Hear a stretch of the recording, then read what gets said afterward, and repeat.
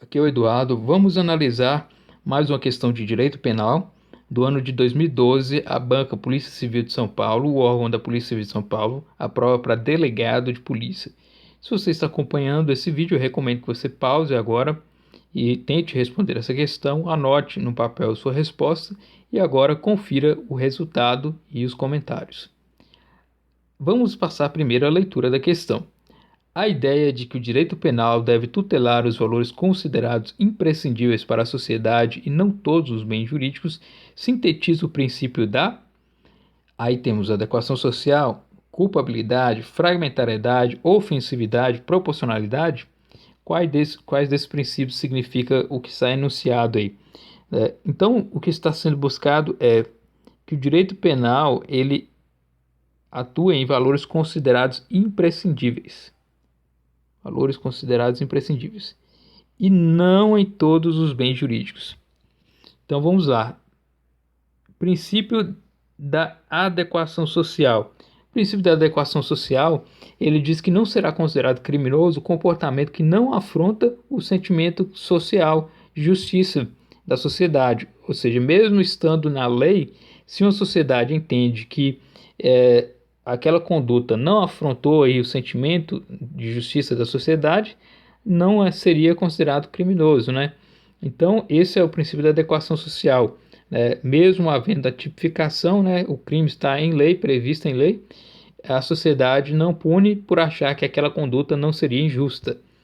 Então, não é a nossa resposta à adequação social. Letra B, culpabilidade. A culpabilidade tem relação com a aferição aí da culpa, né, do dolo ou culpa daquele indivíduo que cometeu uma conduta. Né? E aí tem toda a ligação de verificar o nexo entre a conduta, a ação ou omissão do indivíduo, a sua ligação com o resultado, né, e com o próprio crime aí em geral, né, ter realizado a conduta e aquilo que está previsto na lei. E também deve ser observado o seu dolo ou culpa, né, a sua vontade em atuar de determinada forma. Então não é necessariamente aí o que está no enunciado que considera aí buscar aí que o direito penal ele atua e protege, né, valores considerados imprescindíveis e não todos os bens jurídicos. Então não é o princípio da culpabilidade. Letra C, fragmentariedade. Ao que parece, essa seria a resposta correta. Vamos analisar. Né? O princípio da fragmentariedade ele é uma decorrência do princípio da intervenção mínima. O princípio da intervenção mínima ele é destinado ao legislador e aos intérpretes do direito, né, no qual a intervenção mínima quer dizer basicamente que não se deve tipificar conduta que ela é contida por outros ramos do sistema jurídico. Ou seja, se o direito civil consegue resolver aquela determinada conduta, não caberia ao direito penal atuar, ou seja, há uma intervenção mínima. O Estado atua no direito penal em apenas casos considerados que seriam relevantes. E a intervenção mínima se subdivide em dois outros subprincípios, né? O princípio da fragmentariedade e o princípio da subsidiariedade.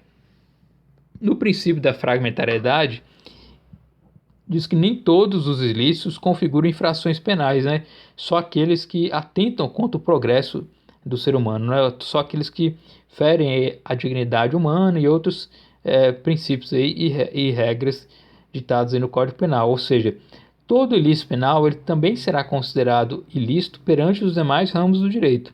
Agora, no direito civil, no direito administrativo, etc., nem sempre aquilo que é considerado tipificado como ilícito no direito penal será também considerado ilícito no direito civil. Há essa diferenciação, né?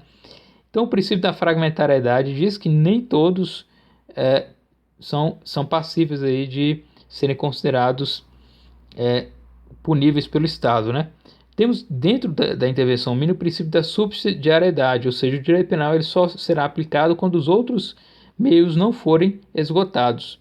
Então, ao que parece, o princípio da fragmentariedade seria a resposta correta, né? Porque o direito penal atua em fragmentos, em apenas locais e pontos específicos do sistema jurídico, em alguns pontos determinados e algumas condutas determinadas.